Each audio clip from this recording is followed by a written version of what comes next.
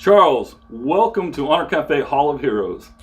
Nice to be here. Okay, we are at a different location. Tell me where we're at today. Well, we're here at Fob Razor. What's Fob Razor, man? Fob Razor, it's a peer support group out in Conroe, Texas. Awesome, and I think we interviewed Gunny, and this was his deal. Yes, sir. Yes, sir. I met him about 2 years ago, and it's been an honor and a pleasure. I'm just totally grateful for meeting. You know, I'll do a tribute to you guys, but when I did Gunny, I didn't do a tribute to him. You know what I did a tribute to? His dog. His dog, okay. Okay, yeah. That's significant enough. Yeah, we did. Gunny, we did a tribute to the dog. Right. The dog is a hero in my, from my viewpoint, because otherwise I wouldn't have met him. Yeah, that's right. So where are you from? I'm from Crosby, Texas, a little small town just southeast of Houston. And what service were you in? I served 6 years in the Navy, a couple years in the Army National Guard, and finally retired from the Army after 17 years. Wow. Why the Army? Well, I wanted to be a commissioned officer in the Navy. Couldn't pass it, get enough credit hours. I won't say I couldn't pass the test. I couldn't get enough credit hours, and back there, and I served in from 86 to like 93. We didn't have the computers and technology to continue school. So when I was on shore duty, I enrolled in school, and they didn't give me enough time to stay there to get the credit hours I needed in order to get into the Navy's enlisted commissioning program. So you got commissioned into the Army? Right. I got out, left the Navy in 1993, and went back to school. What'd you study? Ended up just going there for liberal arts. I enrolled in the ROTC program there, and was just focused mainly on just getting a degree. At the time, the Army pretty much accepted anything for a commission. So when did you commission? I commissioned in 1996. What was your job then when you commissioned? Once I commissioned into the Army, I was air defender. Air defense? Air defense. That's serious business. Serious business. There's a lot more that goes on with that than people know. Yes, sir. Yes, sir. Out of Fort Bliss, Texas. Wow. Fort Bliss is hot. Hot, and stayed there a long time, because it was a home of air defense for a long time, up until the point where they transferred it, I think a few years back, to Oklahoma. They have some of the biggest field problems in the Army at Fort Bliss. Yes, definitely. It's where the whole Army comes together. Yeah, just shy of going out to Fort Ewing in California. We did go out there to train, but you could do just about everything that you could do at Fort Ewing out there, El Paso and Fort Bliss. So when was your first deployment? My first deployment, let's see, I got back from Korea. That was my first tour of duty. Once I got back from Korea, it probably wasn't 3 months later, I was heading over to Kuwait with my first unit as soon as I got back to Fort Bliss. What was Korea like at that time? I enjoy Korea. A lot of people said that it smelled and everything, but it was my first time really out of country, and the culture and diversity that was there, I really took to it. Was there much tension at the DMZ at that time? Not during my time there. It wasn't. It was peaceful. Traveled up and down the peninsula. It was great. That's good. Yeah. That sounds like a good time. So when you deployed to Kuwait, what was that like? Kuwait was hot. It was a surprise the first time I went over there, because with air defense, we kind of trained the Saudis over there, and then the Kuwaitis to use the air defense equipment. But the first time it was hot, I was totally caught off guard. But I eventually got used to it after going over there several times. How long were you in Kuwait? If you put all the time together, I'd probably end up spending about 3 or 4 years in Kuwait. What was the hardest thing about being there? The hardest thing was just being in the temperature, the environment. We did get an opportunity to go into town sometimes, and the communication was a little issue. But other than that, it was a nice place to visit, but definitely wouldn't want to stay there. What kind of air defense systems did you have over there? The Patriot missile system. Patriot missile system. Mm-hmm. So what happened after that? Well, it was a lot of back and forth over there prior to 2003 with the invasion in Iraq. So it was a lot of back and forth from basically Kuwait. We'd come back home and train up again at Fort Bliss to go back over there. And it was basically training the Kuwaitis in our system. And then Kuwait a couple of times, then Saudi, and we started to just go around in those areas, Saudi, in Kuwait, and train. Yeah. Did you have any, like, really kind of a story that really stands out about being over there? Well, I got a story about Iraq, but as far as Kuwait, one interesting story is, like I said, we used to go, they let us off the fob, we'd head out in town, and we was in this mall, a very elaborate, beautiful mall. I've never seen anything like it in the United States. And the kids dressed just like we did. In the one story, I walked up to this black kid and started talking to him because I thought he was with us. And he turned around and started with the Arabic language, and I was totally thrown off. Yeah, it was crazy that day. Yeah. So tell me about Iraq.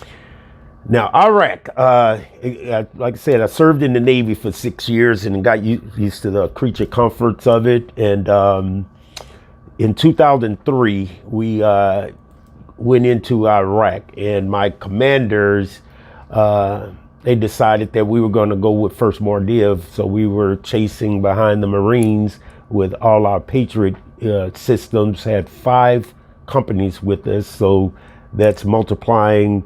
Let's see, that's 8, 9, 10, 11, 12 big 18-wheeler sized pieces of equipment times 5. And we're following behind the Marines as we move forward. So we finally get to our destination, and they wanted to use Vietnam type settings. So we did the outhouses and all those things, and they built it up, and we got a pretty bad stomach virus from the crap that they was burning, because the soldiers were actually burning crap out there, and it was piling up beyond the level of where you could sit down. We slept outside, did the old 5-gallon jug showers, and for me, it was just amazing because I come from the Navy where you shower every day, and now we're showering with a 5-gallon jug probably every 2 weeks or so because we couldn't waste water. And then the killer part about it was, just as we really got set in, the Air Force comes in and some contractors come and set out a bunch of crap that we didn't know exactly what it was. So we're looking out like, what are they doing over there? It seemed like they hit a button, and showers, internet, and everything just started popping up in tents. And we had been there probably about 3 months doing what we were doing with this shower thing, and eating off of MKT, and soldiers burning crap that the smoke flew overhead, landed on the MKT, and that's how we got the stomach viruses and stuff out there. Yeah, I understand what you're talking about, because the Army will take things, especially like in Afghanistan, Bagram, and they'll be there for a long time, setting it up, making it safe, and as soon as it's safe, here comes the Air Force with all their creature comforts, and then they start sending back videos like they're winning the war. Yes, internet cafe and everything in 2003. It's So did you have any interaction with the Air Force or get to use their stuff? Yes, we got to use their stuff and pretty much got kicked off got kicked out of the area because we were using too much water. Soldiers wanted to take Hollywood showers, and didn't want to leave the internet. So they had a tent set up like an internet cafe that could hold about 30 people in there, and they used to have to fight our guys to get them out of there, literally. Yeah. So it was a rough time, and I couldn't grasp the concept of having to do that because a couple battalion commanders decided to read some books about Vietnam and we're going to be an austere environment. No, you're putting us in this austere environment. Yeah. So. Yeah. No, I get it. It's unbelievable that we're still using some Vietnam stuff that I remember, and I was kind of shocked. And you couldn't believe it. But some of that Vietnam era mentality still moved forward. Yes, and it doesn't do anybody any good, but it sure makes for good but horrible stories. Yes. How long were you over there? Well, unfortunately, my mother passed right before we moved forward to go in, and I ended up flying back home to attend a funeral, and got back probably within about 3 weeks. And so the total time, to answer your question, I think we were over there about 5 months, shy of 5 months. When they were using the air defense, was it mainly to defend our air bases that we were putting down, or like, you'd move in with the places with the helicopters and Yeah, we were, and that was the idea of air defense, moving with First Mardiv. We was gonna we protected as forefront as they wanted to move. Starting with Kuwait, we had systems set up. As soon as we jumped, with every jump, we would look at the terrain and see what was going on with the possibility of avenue of attacks, and we'd set up accordingly. Did we actually use those systems during that conflict? Yes, we did. Did we? Yes. Sometimes the systems just use themselves. Because they're auto. They have an automatic engagement system. So the soldier and officer just basically sit in the engagement control station observing, but the system can operate on its own. What's that feel like when that thing goes off? You're thinking, man, I hope it hits what it's going to hit. It will hit something because it's got a heat-seeking. It will hit something. I'm having a brain cramp. What are the things called the Gatling gun that automatic? They're automatic too. In the CWIS, well, in the Navy, it was called CWIS. What is that like on the ground when the we call it using the? Well, I never saw them in the Army. They're C-Rams. C-Rams. Okay. C-Rams. Yeah, C-Rams. Yeah, I never saw those used in the Army. I saw it used in the Navy to protect, put up pretty much a big shield over the ship. That was on the USS Coral Sea on the aircraft carrier. Now I know you're playing down the Navy, and I like to give the Navy and Air Force as much crap as I can. Yes. As you probably do, because you were there, and they're like, I don't want to hear it. I know I was there. It's your comfort. But I was on a troop transport ship. Okay. And enlisted. It was like, I would rather be in the Army sleeping on the ground than stack 6 high, man. No. I don't know. I'm a prima donna myself. That ground thing just wasn't it for me, man. I enjoyed the camaraderie and everything that the Army had to offer, but the creature comforts of the Navy, and just like to compare that cruise ship thing, say this is the type of cruise you went on, and this is the type I went on, if you've seen that little fly on Facebook or whatever. But I enjoyed it because I got to see more in the Navy. I've seen more parts of this planet, or this earth, than most people have seen in a lifetime, and that was due to being in the Navy. Now the Army gave me the other side of it with Kuwait, Iraq, Afghanistan, Saudi Arabia, and all those places. But it was a true enjoyment getting to see the world in the Navy. To eat food without making you sick. Yeah, in Italy, France, Spain, Egypt, Turkey, Israel. Yeah, the food's always good. It was delicious, and on the ship as well. Yeah, that's what I'm talking about. Yeah. There's good food on the ship. Yeah, they really took care of it. The Navy guys really get taken care of, I guess, because they're confined, especially if you're on the aircraft carrier or a sub, you could be out there forever. So they really take care of you. So you went to Afghanistan? Yes, went to Afghanistan. Tell me about Afghanistan. Afghanistan was interesting. I was a ROTC instructor at Lafayette University, and had gone out to summer camp to train the lieutenants, get them prepared to take their little exams so they could graduate and become second lieutenants. So I'm out there, and I get a message across my email, and it says, prepare to ship out basically to Afghanistan in a week. So I'm there, and I'm there with my battalion commander I'm stationed under LSU's ROTC battalion, And he's there with me. And I was like, sir, what is this? And he was like, I have no idea. What are you trying to leave? And I was like, no, because I had a baby that was on the way. My wife was pregnant and the baby was due.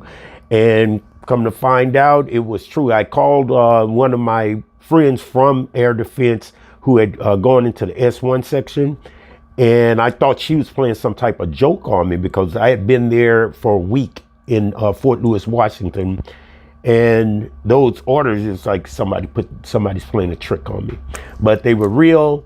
Army gave me about 2 weeks to let me stay home till my child was born, and sent me to Georgia. Gave me a 9mm, sent me to Afghanistan.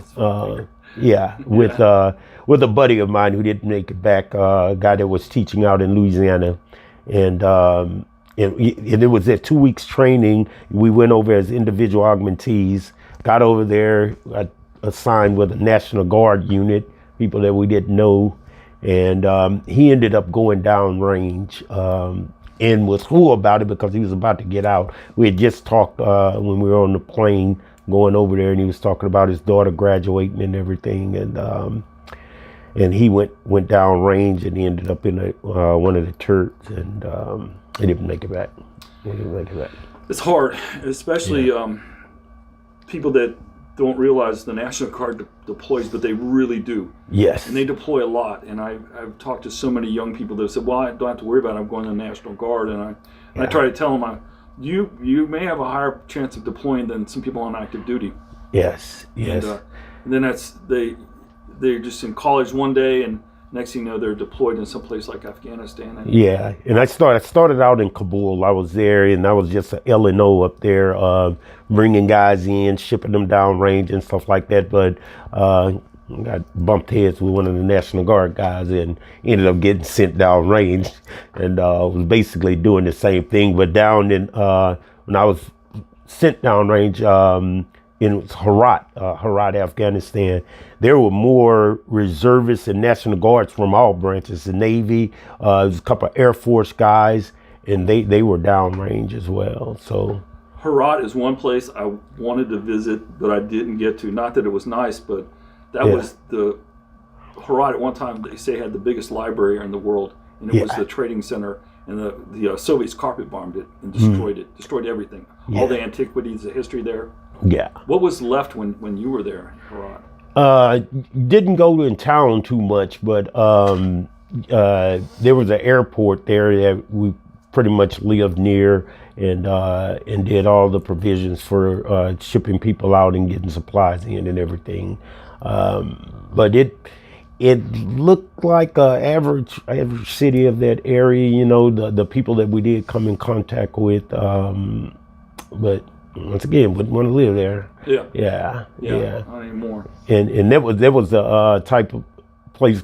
Going back to Iraq, my last tour in Iraq, I ended up in Erbil, and the story I tell about that is that they were building Erbil up at the time to be basically another Dubai, and the infrastructure and everything was there and in place, and it was destroyed after we left. Aside the loss and the losses that you saw over there, what else stands out about your deployments? Over in that area? Yeah, or just in general. Yeah, well, over there, the losses, you know, like I say, that kind of haunts me. One of my soldiers, my last tour over there in Iraq, just losing a soldier by suicide was pretty rough. But the things that stand out to me is my camaraderie, the friends that I built up, and still in touch with the guys in the Navy. Even though I got out of there in 1993, I still have friends from the Navy that I communicate with, and a slew of friends that I'm still in touch with from the Army. Tell us about your family. Family, I have 2 kids, a 24-year-old daughter who's about to graduate on May 10th from U of H, and my son, he attends Tomball High School. 16-year-old, he'll be 17 this year in the 10th grade, and my wife, she's from El Paso, met her out there in El Paso, got a whole lot of holdings to El Paso, a lot of time spent out there. So what about the military? What would you tell somebody today about your kids and all that?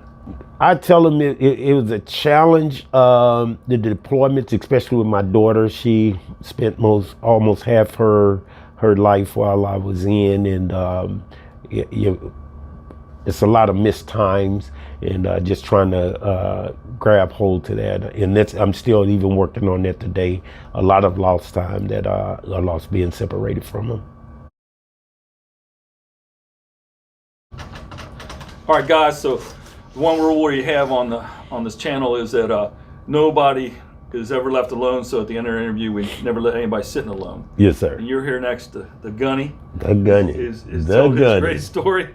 Yeah. And we just want to thank both you guys for what you do here, because you're still serving, you're still giving back, and with all those things that you've done, being in Afghanistan, being in Iraq, being in Saudi Arabia, Dubai, being in all those places, you bring so much to the community and to the young people, and then to the veteran community coming out.